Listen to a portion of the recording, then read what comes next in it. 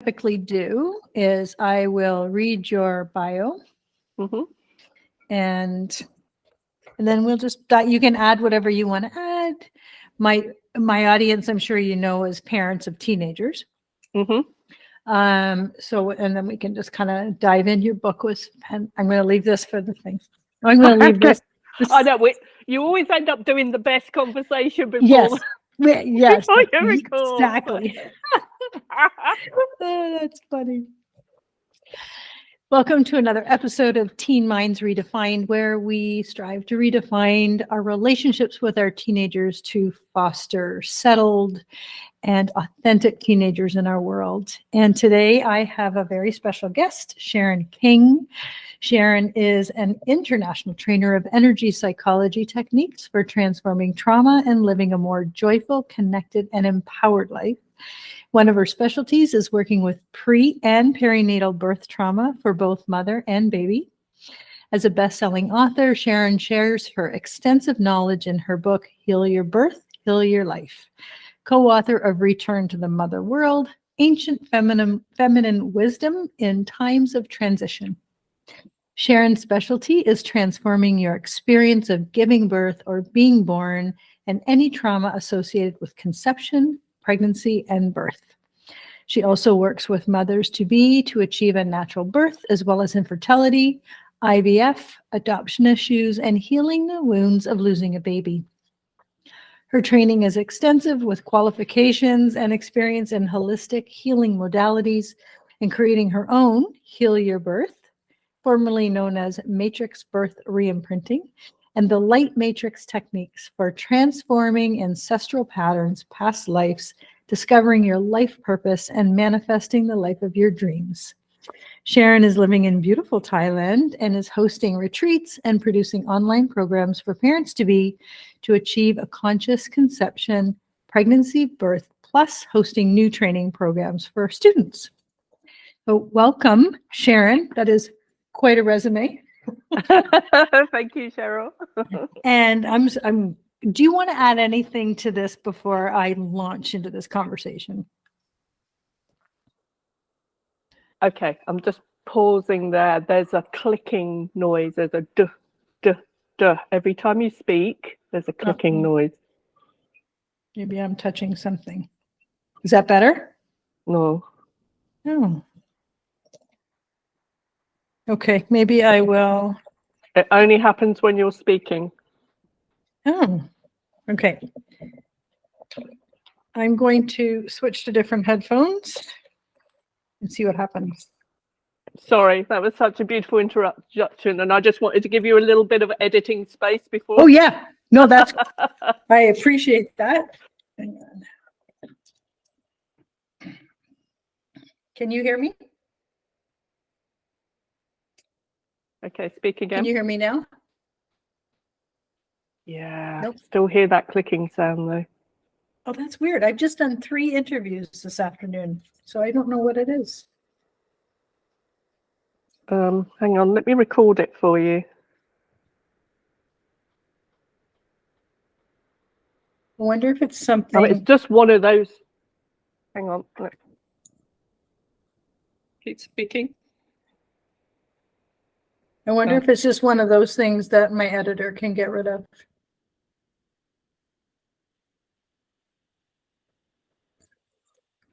Okay, I've just unplugged you so I can record. Can you do a little bit of speaking? Yep. Does that sound any different? Yes. I'm just wondering if it's my headset. Oh, maybe. Okay. Because I literally just came off 3 interviews today, so. No, that's better. Okay. Okay, then maybe I'll go back to. Does this sound different than the other with the mic? Oh, hang on. Keep talking. Maybe if it's just my headset come out on the recording, so try again. Okay, I'm just going to. No, I think it's my headset. That's okay. Let's just do it. Okay. I've never had that before. All right. Yes. If it's your headset, then we won't hear. Oh, that's, yeah, so that's you weird. asked me if there's anything I want to add to that.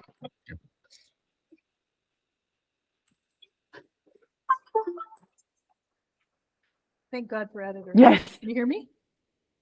I can't hear you. There we go. Okay. Yes. It's just taken a bit to click in.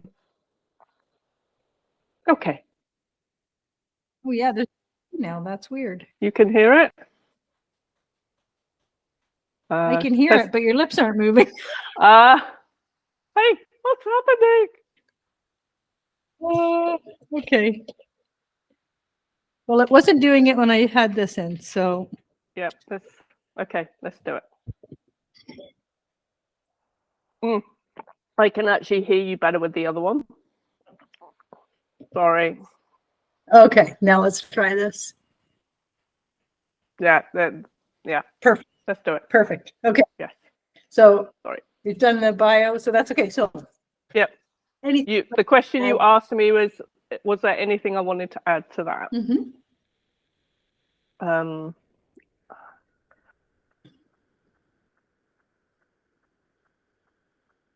I think that's pretty complete. There's probably lots I could add, but right now I think that just about covers. Perfect. Everything. No problem. So I guess my very first question, and I want to go through some of the terms, of course, because it took me a minute to go, what the heck is this? What the heck does that mean? But why this? What got you here? Okay, so that could be a very long story, or I'll give you the edited highlights. So what got me here, I later found out, was my own in utero and birth experience. But I also know that I was born to do this job. So everything that happened to me in my life kind of led to me now being working with people with trauma, helping them to transform those experiences. But I always knew throughout, I was searching. I felt like I was searching all my life to find something that I was meant to be doing. And I did massage, aromatherapy, reflexology, Indian head, all the animal things, because I have a passion for animals, animal aromatherapy and training and things like that. And it wasn't until 2007, in my 40s, that I discovered EFT.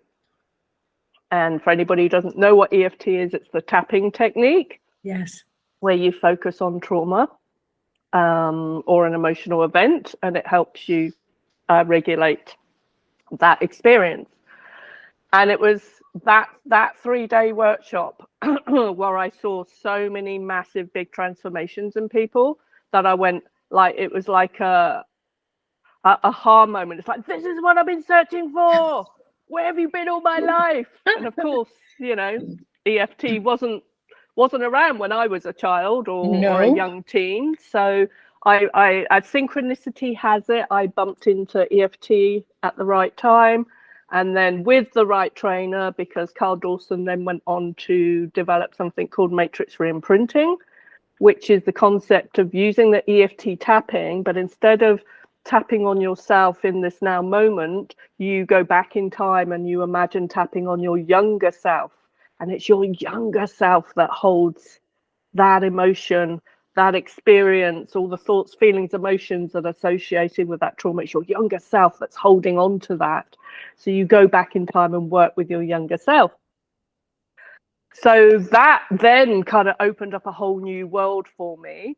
And I guess where I stepped into the birth arena was through meeting a lady called Caroline, and I affectionately could now call her chapter 1 because she's chapter 1 in my book. Okay.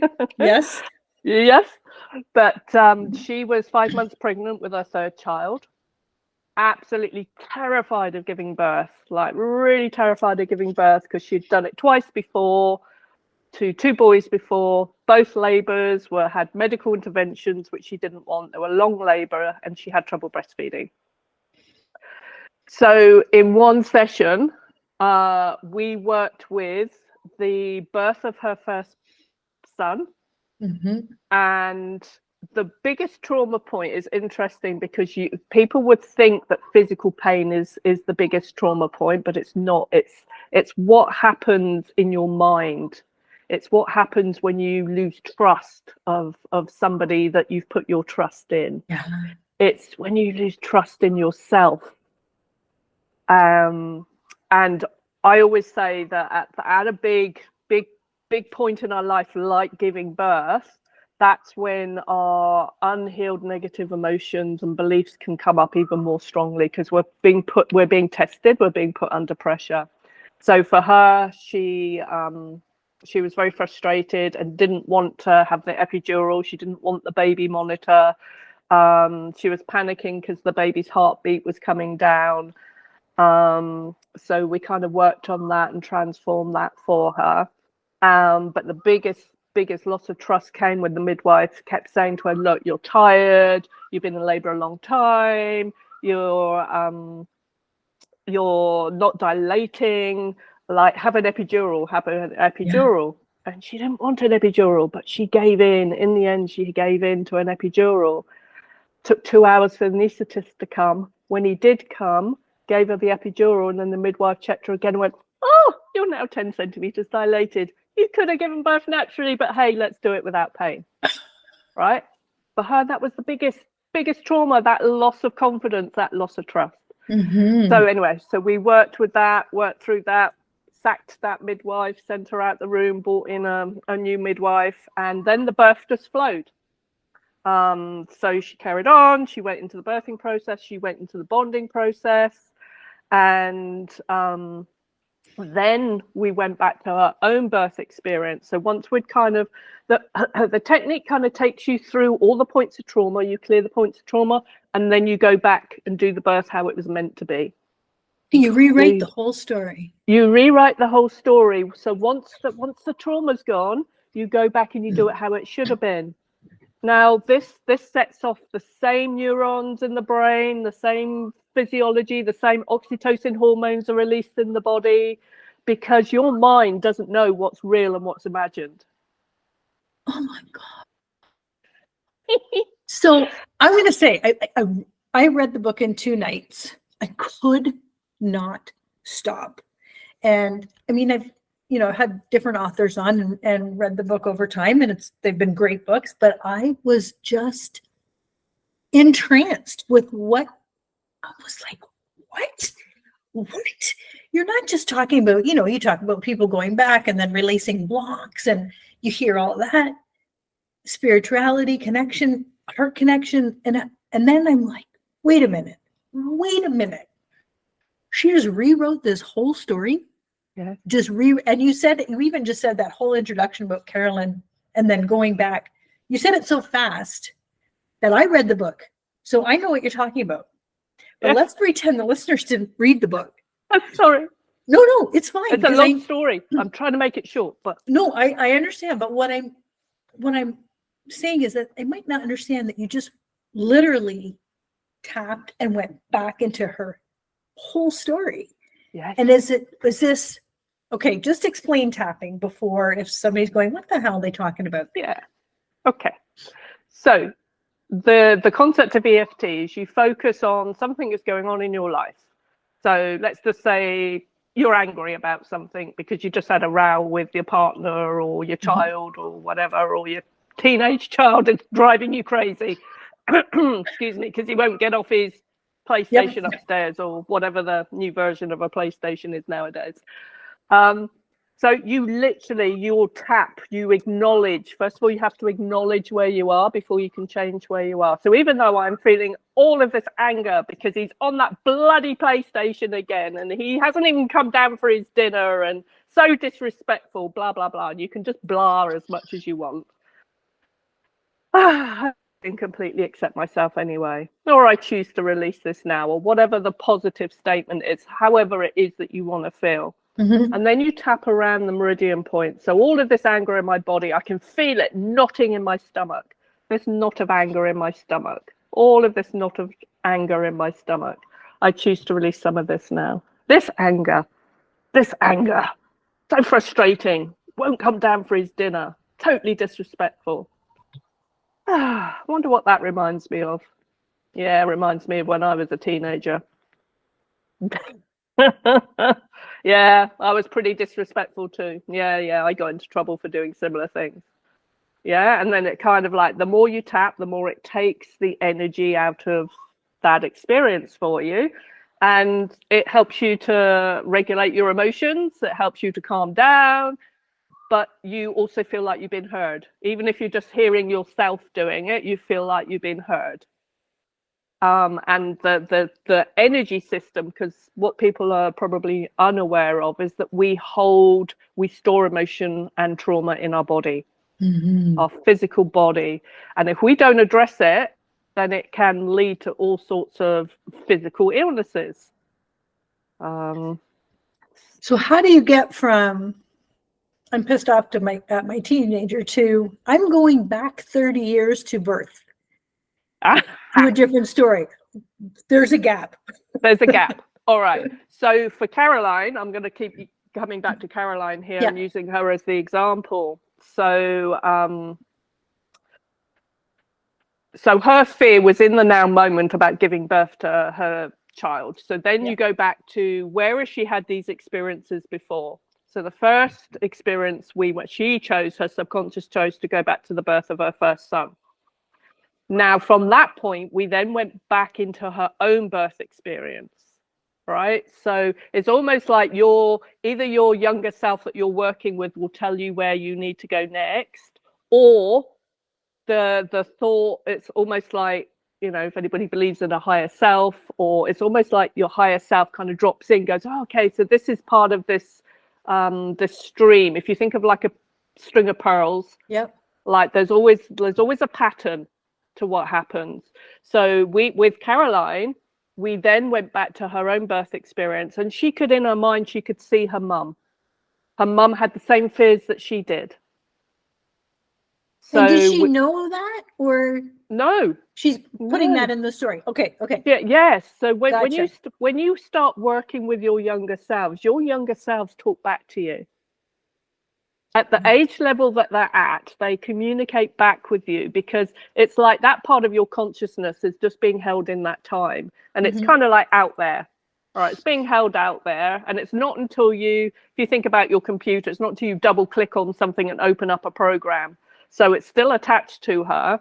So my job is just to go around finding these attached, unhealed traumas. And it can be anywhere on your timeline. It can even be a past life. It can even belong to your ancestors, because that's part of the other work that I do. So when she stepped into the picture in her mind, she saw her mother laying there on the bed. She felt her mother, and she could feel that the mother had the same fear about becoming a mum, giving birth. She was the first. No, she wasn't the first. She was the second. But mum was in fear. And we always, like, usually in a traumatic time, we feel isolated and alone. So one of the key tricks of the trade is to bring somebody else in. So we brought in, her mum wanted her own mother to come in. But then we discovered there's friction between mum and grandmum. So we had to do a little bit of tapping on both of them to get them to play nicely together. And then we tapped on Caroline's baby self. So we tune in and see how the baby's feeling. All right. So Caroline's doing all of this herself. She's picking up the information from her baby self. She's picking up the information from her mum, picking up the information from her grandmother. We tap on them all. We clear the trauma. Baby Caroline comes out being held in mum's arms, and went through the bonding process with her. And then I thought, that's it. We can now move on to somewhere else. And she suddenly went, oh, she said, I've got this feeling, this feeling in my chest coming up, this fear. And I'm going, it's very strange. In my head, I'm thinking, it's very strange. That doesn't normally happen. And then she said, oh my God. She said, what I know. So it was a combination of her tuning into what happened, but also what she consciously knows is that she was born with yellow jaundice. So she had to be separated from her mum. For 2 weeks, she had to stay in hospital, and her mum would be with her during the day, but at night, her mum would go home to be with her older brother. So the baby was on its own at night. So this feeling of separation anxiety came up. So her body gave her that experience, so we could look at that. So we went and worked with her baby self. We tapped on her baby self. Now, her baby self didn't understand why mum wasn't there. Right? So Caroline, as her adult self, explains to her baby self, look, it's not that mum doesn't love you. It's because she has to go home and look after your brother, but she'll be back tomorrow. What would you like? Who would you like instead? You know, what would make you feel safe? Now, when we swapped out the midwife in Caroline's session with her first son, she brought in an angel called Annie into that session. So we asked the baby, what would you like? In my mind, I'm thinking, oh, baby Caroline's going to choose that she wants to go home with her mum. But no, baby Caroline wanted Angel Annie to stay with her. So she no longer felt alone. Oh. So what's interesting is that after that session, when I did speak to her, she told me her husband was a professional footballer, used to travel all over the world playing football. The day before he would leave to go, they would always have a big row, always, you know, go head to head. And she never knew why. She always instigated the row. He partook in the row. Then he would go away. Then he would come back again. And then it wasn't until a few months after the session that she realized that she was no longer having to have that argument with him before he went away. So that adult experience with her husband was replaying her mum going away at night and coming back again. So that separation anxiety that she felt as a baby was recurring itself in her relationship with her husband. Oh my God. Unconsciously, there wasn't a conscious thought about this at all until the aha moment came of, oh my God, I've healed that separation from mum at birth, and now I don't have to have an argument with my husband. Oh my gosh. It was her trigger. So when you are talking about Carolyn and you're tapping on her baby self, is Carolyn tapping herself at the time, or is this? Yes. So there's a number of ways of doing it. We were together in person. So as a therapist, I can hold your hand. I can tap on the points while in her mind, she's got her eyes closed and she's working on her younger self.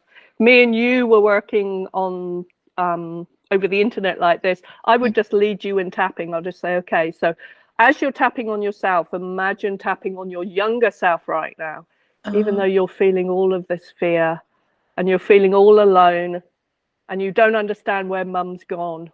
You're still a beautiful little baby, and I'm here to help you now. Oh, I'm going to cry. And she would be saying this to her baby self. All of this fear, you're not alone. You're not alone. I'm here to help you.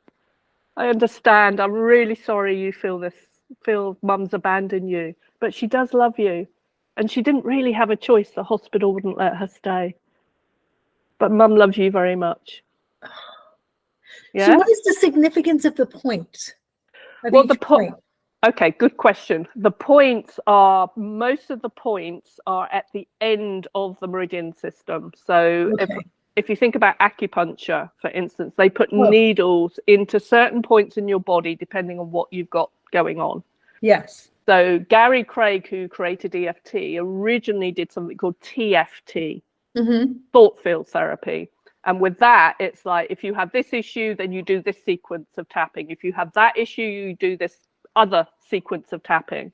And what Gary Craig did was to streamline it. So the top of the head, for example, is like a junction. There's a lot of meridians that cross over in the middle of your head there. So you're just tapping and you're just creating a frequency. Imagine like being a spider in a web, and you're just like just those webs, you're just like making them move and encouraging it to let go. All right, let go of the shock, let go of the fear, let go of the anger, the sadness, the grief, the shame, the guilt, because we as human beings are very good stuffers. It's just like, that was a painful experience. Yeah, I'll just put that in the box over there. Yeah. Okay, so I'm going to get a little bit like deeper here, but I was sexually abused as a child. I'm just going to stuff that over there. I'm going to put all that shame down into my womb or hold it in my breasts. And then you end up breast cancer, ovarian cancer, you know, potentially anything that's around the sexual organs can be around a sexual abuse event, or it can be like the breast. Think about what the breast would feel like, nurturing and mothering, and so there could be something around, loss of a child or something like that. So I don't want to take it too deep into that direction, but because we're energetic beings as well as physical beings, then we're working with energy, and emotions are energy, thoughts are energy. Even our physical body, when it comes down to the cells in our body, they're just energy. So when you're working in a way of just stimulating the energy, but you're using your thoughts, feelings, and emotions, when you're bringing all of that in, it just helps to release it on all the different levels: the physical, mental, emotional, spiritual level. I don't think I've ever been speechless. So, okay, now, would Caroline have done, I'm going to use Caroline again, in one set, like, are these things done in one session? Do people come and see you multiple times for the same release, or?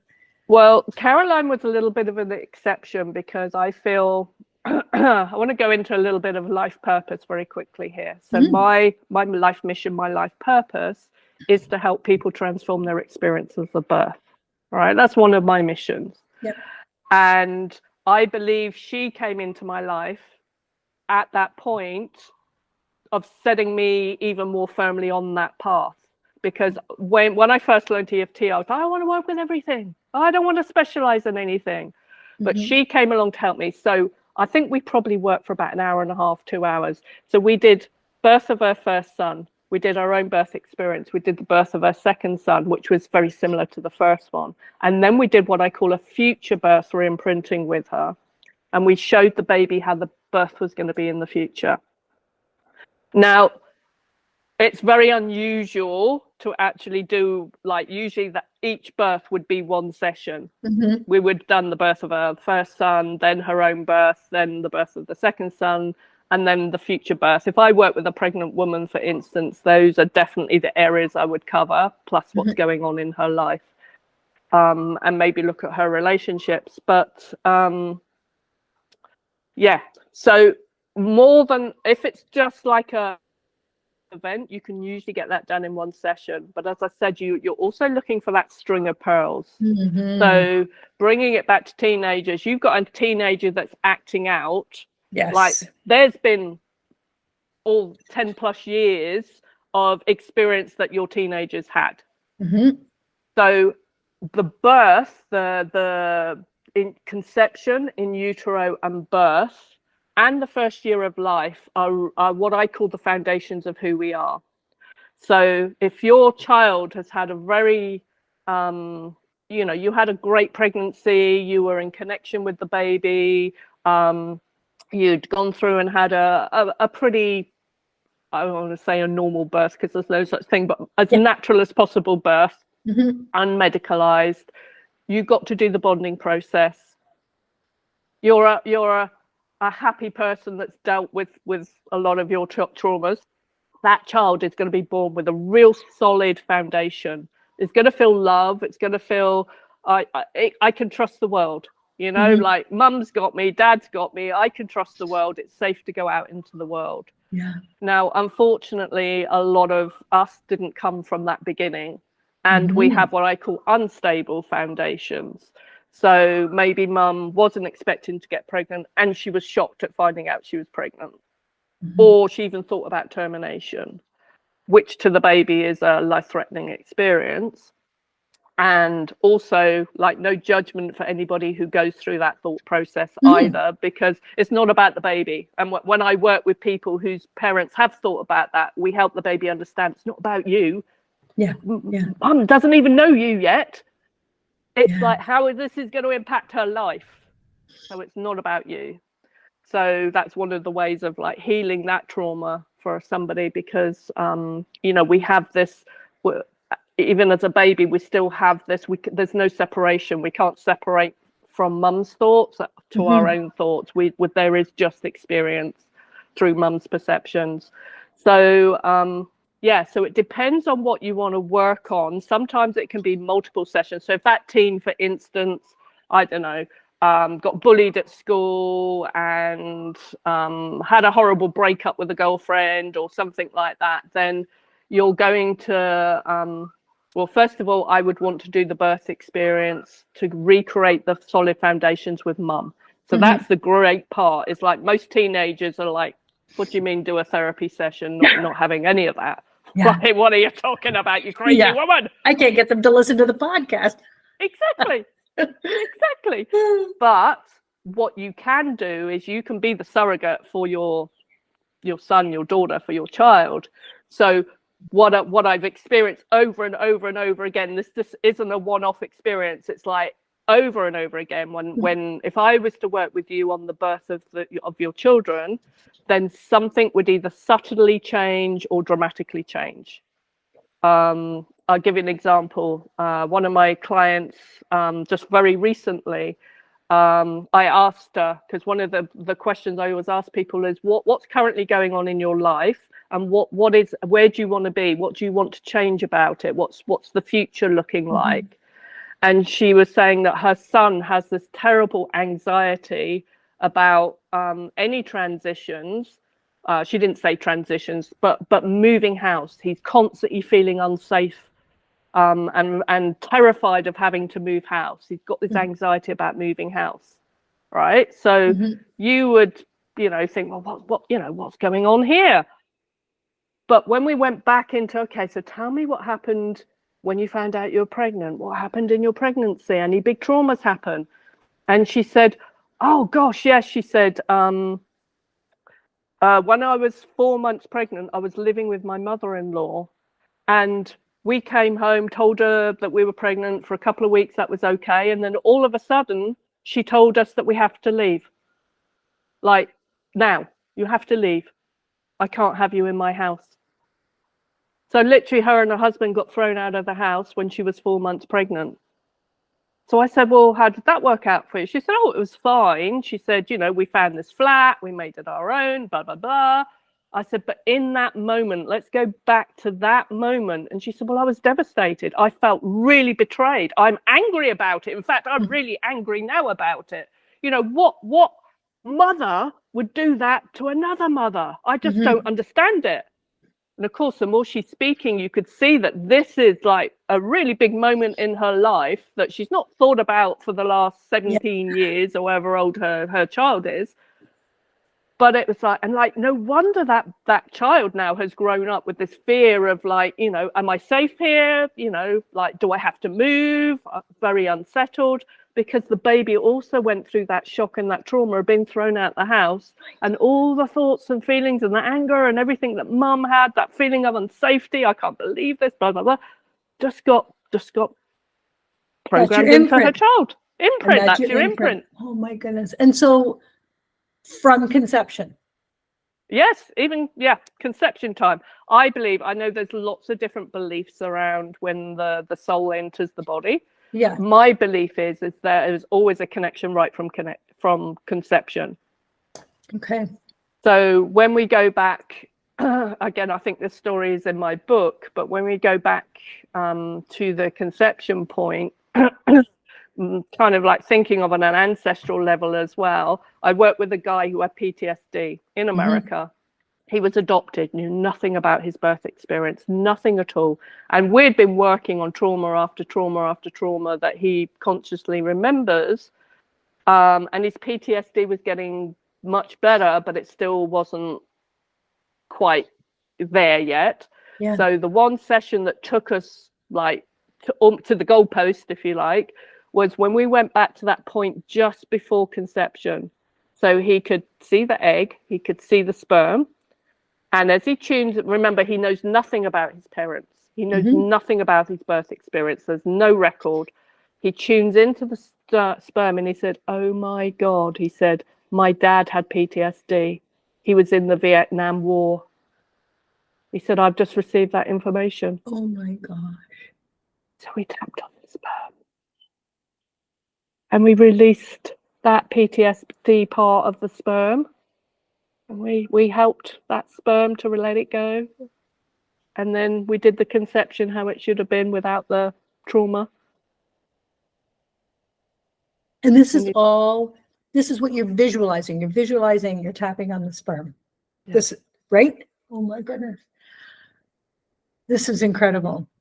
I mean, I've heard of tapping and, never really experienced it. And it's when I listen, like Carolyn's first birth was my son, 100%. And so I'm like, okay.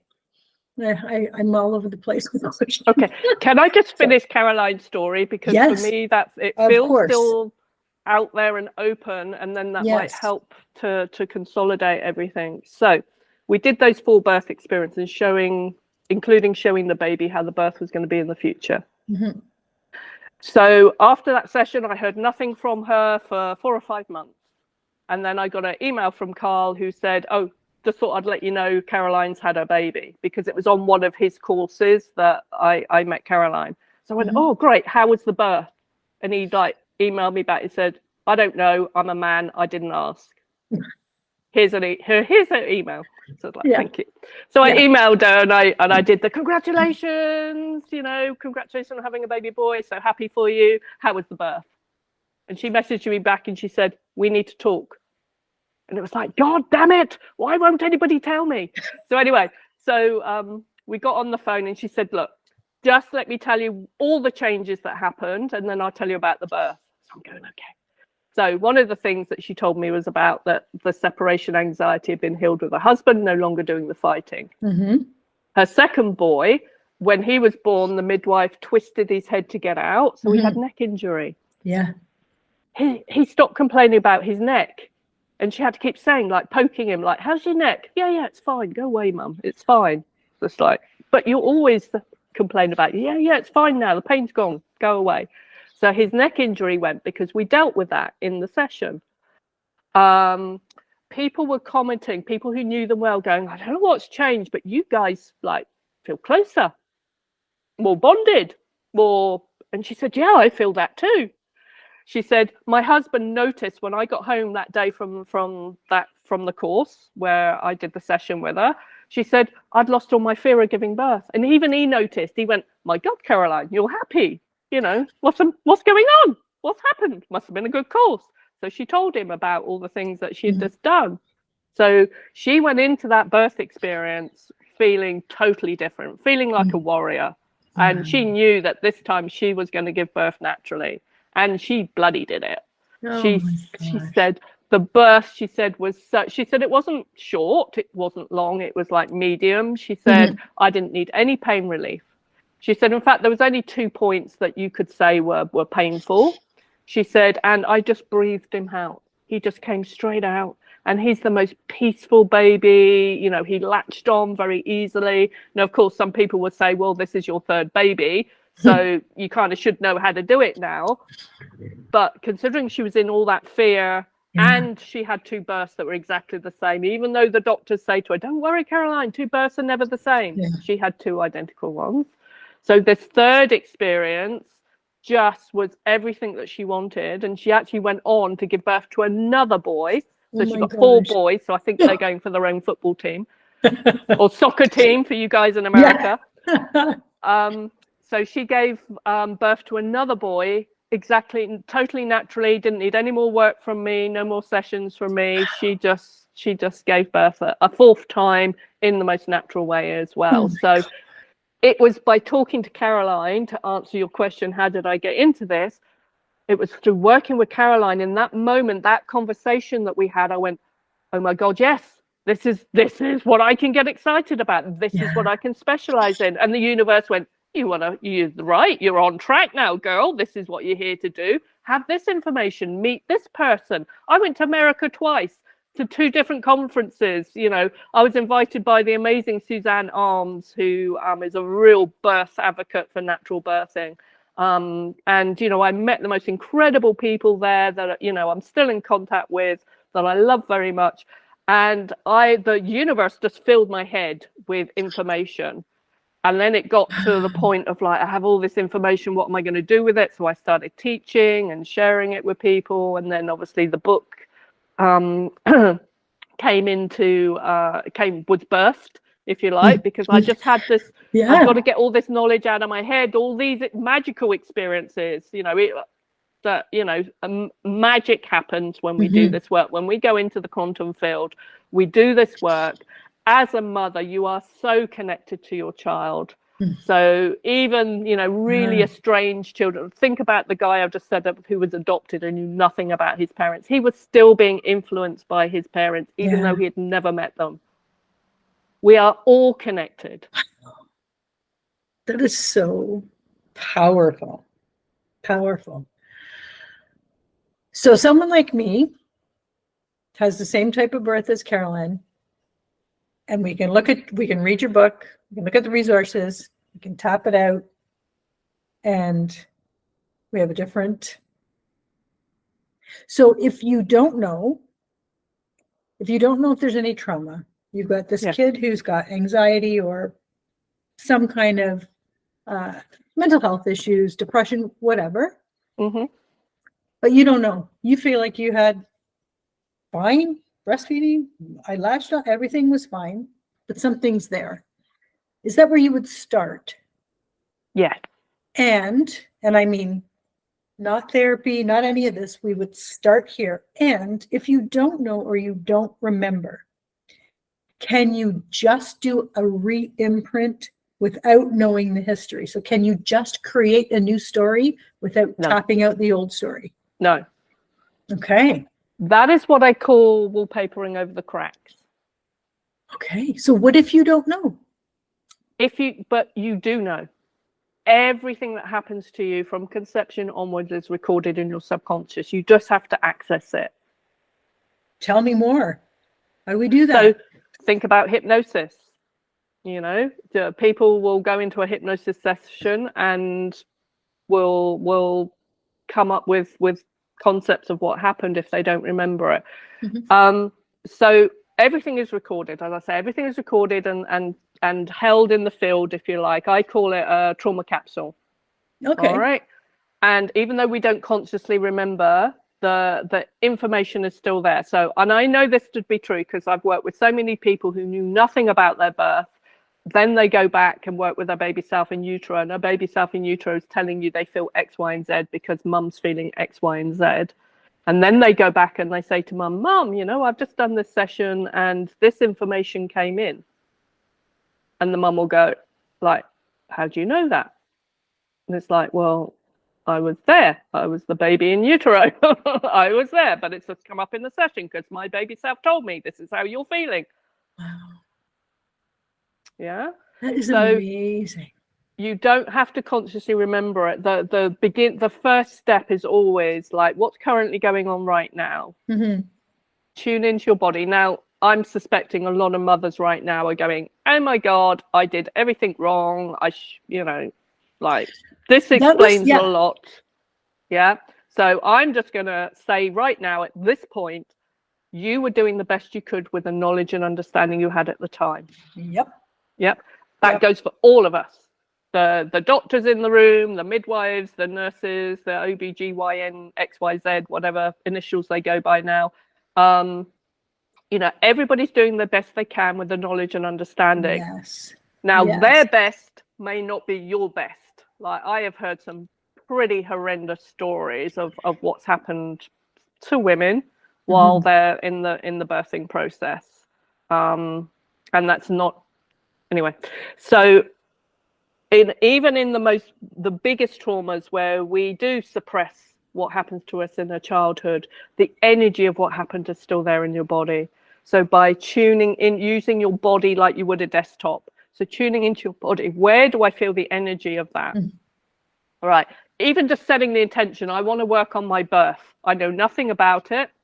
Most people know something. They know whether they're a hospital birth or whether they're C-section birth or whether they're a home birth. Most people know something. Just 2 bits of information is enough.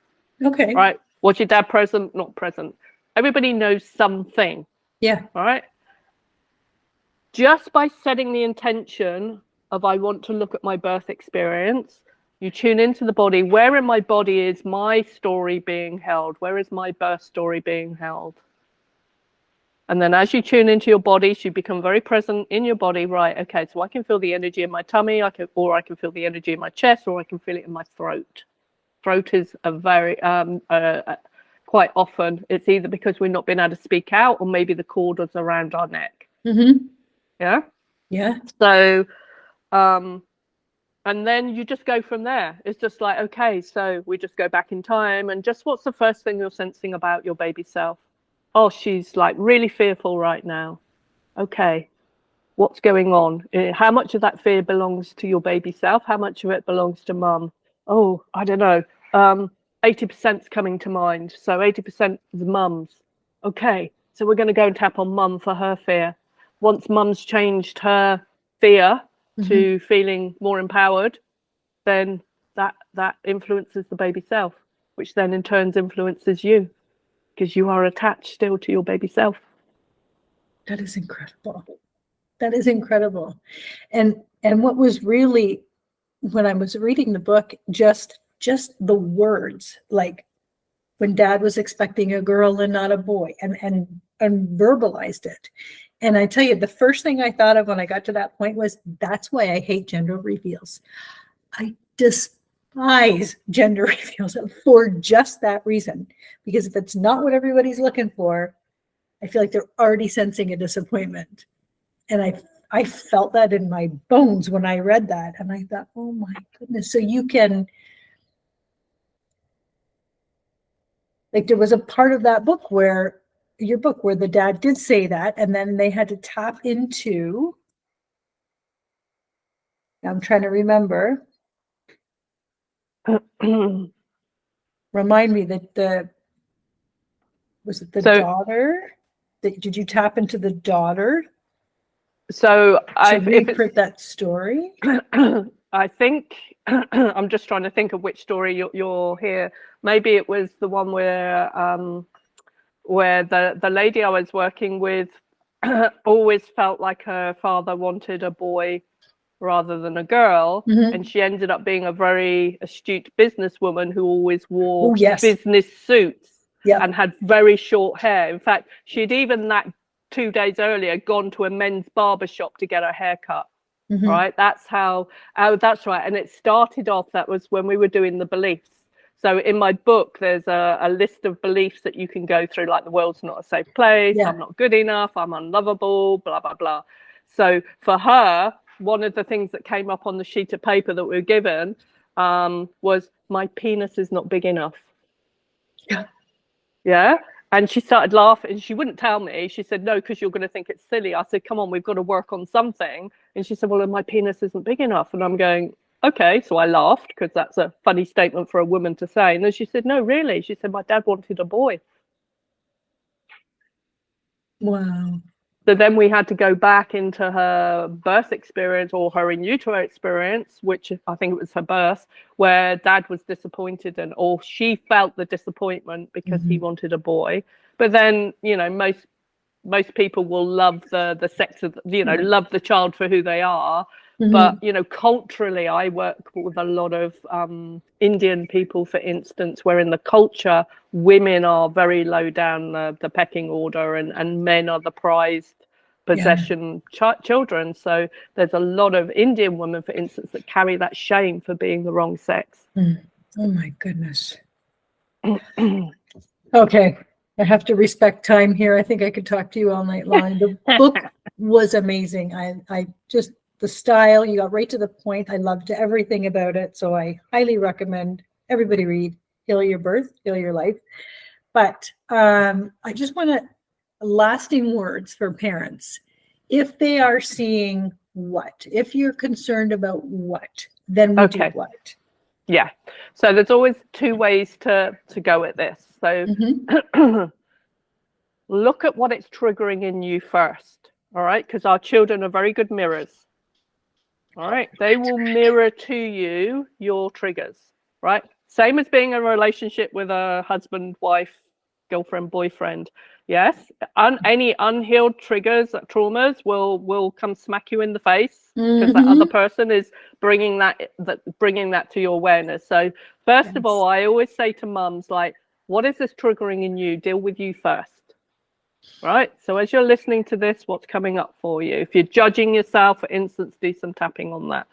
If your child's getting you really angry because they're disrespectful, what is that bringing up in you? So once you've first of all addressed yourself, you then will go to the child. So one of the books I always recommend people read is Dr. Gabor Mate's book, Hold On to Your Kids. Mm-hmm. And that's a very good book for parents of teenagers, because what he's saying is this developmental stage.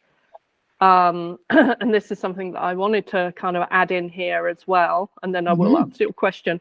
The bonding process. There's 2 times in our lives that's absolutely optimal time for bonding. All right. So nature set it up that this is the perfect bonding time. One is birth. Mm-hmm. The second is when you hit 13, 14, 15, and that's when you start bonding with people outside of the family. Mm-hmm. So if you think back to your first love when you were a teenager, how powerful experience was that for you? Yeah. Yeah. Very. Me too. Me too. I met a boy when I was 13, and I was so in love with him until I was 17. And he broke my heart twice. Right? He broke my heart when I was 13, and then he broke my heart again when I was 16, 17, because we split up and got back together again. Mm-hmm. It was the most Yeah. well, and then I had another one when I was 26 with a different guy, but that's a whole nother story, and that one's in Return to the Mother Earth. And we could even talk about that another time. But so when children start to prepare to leave home by bonding with other kids outside of the family, right? It's natural. It's going to happen. But if you don't have that firm bond connection with them really early on, then where the people that they choose to bond with may not be the ideal people.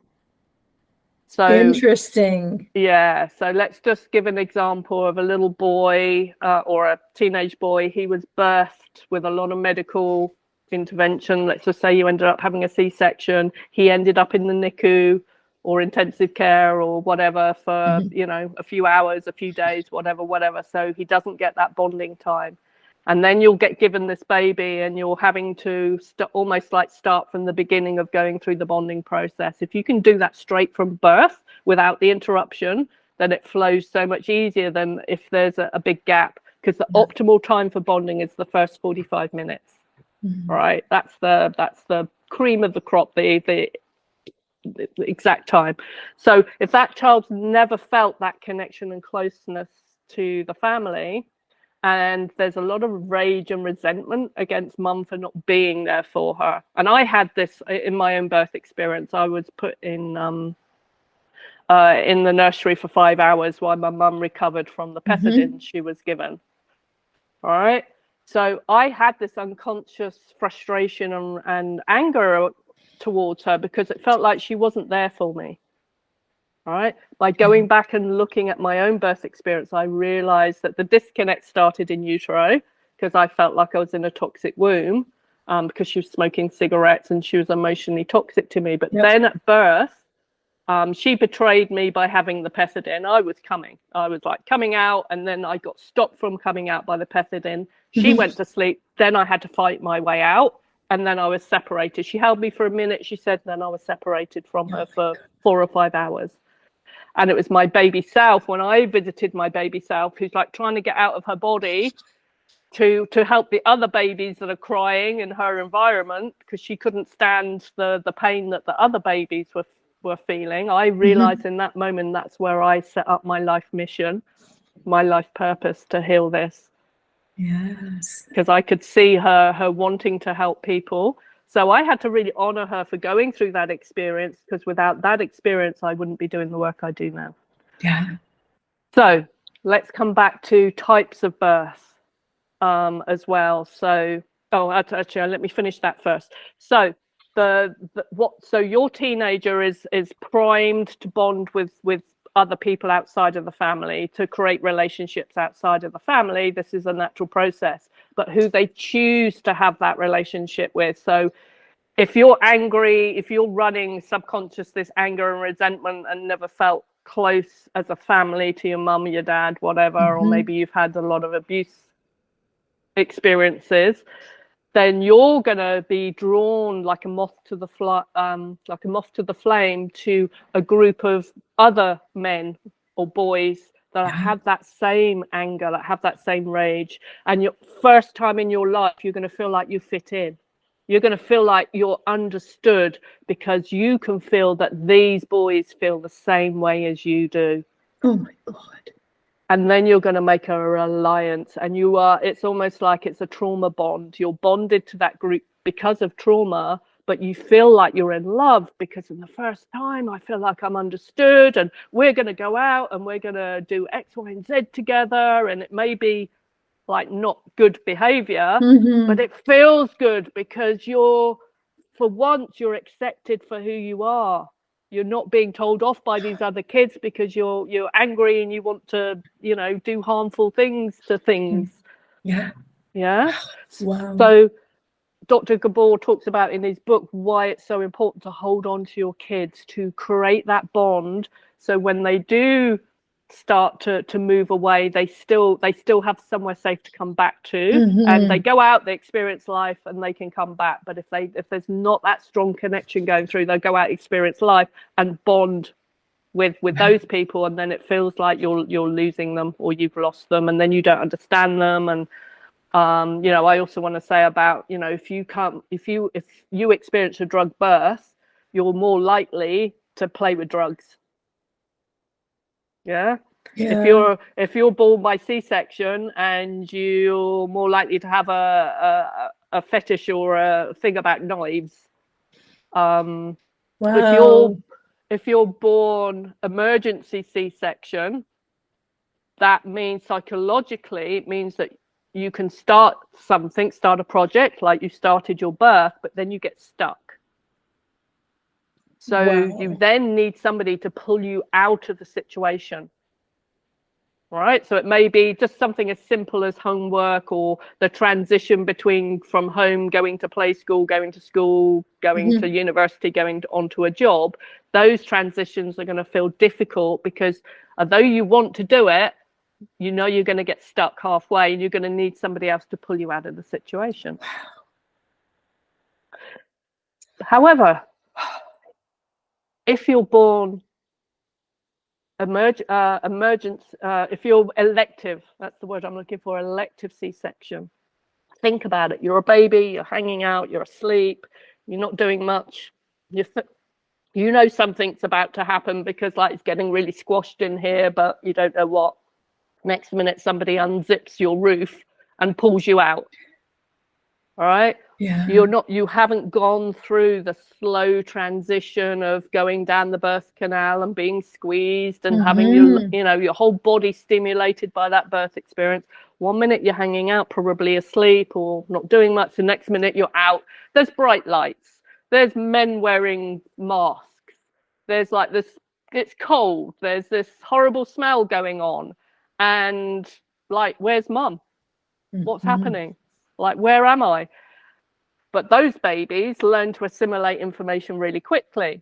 So as a child, you're going to find that child is going to pick things up really quickly because they had to go from here to out here, and they had to learn to process that very quickly.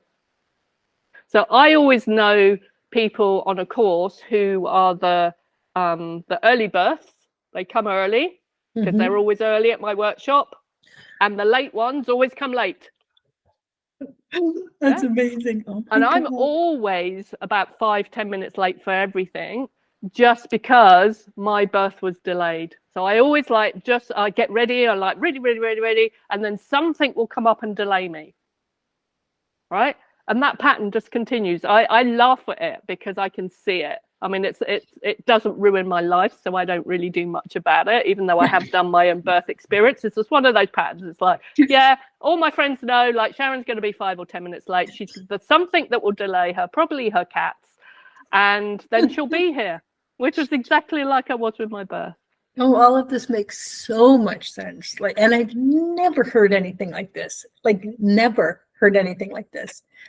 Okay, so I want to tie it together. So mom is seeing 13-year-old son going out, playing with the wrong people, getting the wrong connections. Can she now tap into the birth? Yes. And she can create that whole story. Yes. She doesn't have to do it with him. Yes. Yeah. She can do, okay. Yes, exactly. No. You don't want to go anywhere near your teenagers with this, because I honestly, like, I get mothers going, will you work with my teenager? And I'm going, how long have you been doing EFT tapping with your teenager, and how open are they to it? And it's like, well, yeah, we used to do it when they were a child and they loved it. But now, like, like, mum, don't do that silly shit with me now. Yeah. And it's like, I remember what it was like as a teenager. You think you know everything. Of course. And you also don't want any of that Wookiee stuff that mum does. Yeah. So going back to my client who we worked with the mother-in-law that threw her out at 4 months pregnant, we went back and we healed that trauma, and the two women had a conversation and they both understood where they were coming from, and she forgave her and blah, blah, blah. This is no longer trauma for her. She came on the next call and I said, okay, my usual question is, okay, so what's changed since last session? And she said, well, you never guess what? I had a conversation with my son. He's a lot more relaxed. He's this, he's happy. He's, you know, I even said to him, like, do you still have that fear of, you know, like having to move house, having to be forced to move house? He went, what are you talking about, Mum? Wow. And that's called the apex effect. And we get that sometimes as well. It's like when you go back and you change something in your timeline, you forget you even had that problem. Wow. Well, that's amazing. Well, I want to respect your time. I feel like I could talk about this for the next week with you. This is so good. It's so interesting and it makes so much sense. There's nothing in me that says, what? Nothing. Like, and probably reading the book really helped because I had a lot of basis there, but it's incredible. Thank you for your work. It's so amazing. So please now tell our listeners where we can find you, how we can work with you, all of those beautiful things. Well, the best way is to go to my website, magicalnewbeginnings.com. And there you'll find a contact form. You can also email me. You can go directly past the website and email me at sharon@magicalnewbeginnings.com. I have a Facebook page as well, but that's the most of the information is usually on my own personal Sharon King Facebook page. Yeah, but I also this year I'm going to start podcasting as well. So fantastic. So, yes. Oh, that's great. Well, thank you so much. I think maybe we can do this again. I think I might have some more questions if we can do this again. This was so interesting, and I'm so glad you found your purpose. Thank you. And thank you. I'm so glad you shared it with us. Thank you so much. Thank you for listening to Teen Minds Redefined. Please, it's so important to us if you share and get this into the ears and the hands of people who need to hear this information. This is so good. Thank you. Thanks for stopping by, and we'll see you next time. I'm just going to stop the recording.